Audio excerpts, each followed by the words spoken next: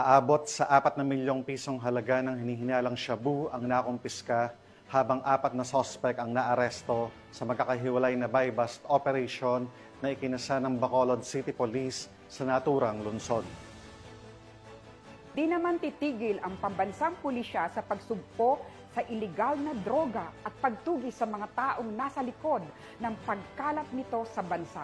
Yan ang tinutukan ni Patrolwoman Andrea Dominic de Palubos.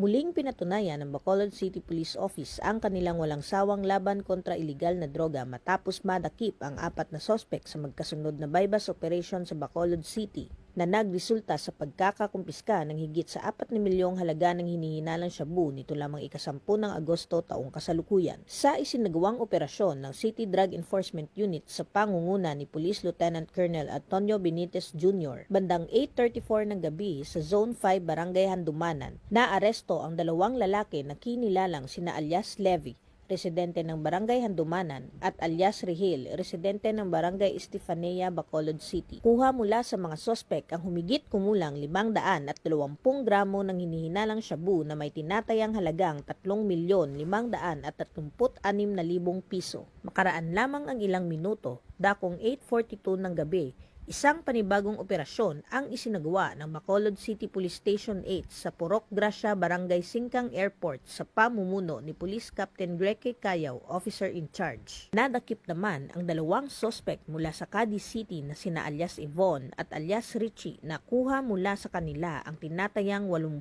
gramo ng hinihinalang shabu na may standard drug price na 544,000 piso. Sa kabuuan, aabot sa 600 gramo ng iligal na droga ang nasabat sa 2 operasyon at may kabuuang halaga na 4,080,000 piso. Sa ngayon, kasalukuyang nasa himpilan na ng pulisya ang mga sospek para sa tamang disposisyon at haharap sa kasong paglabag sa RA 9165 o ang Comprehensive Dangerous Drugs Act of 2002.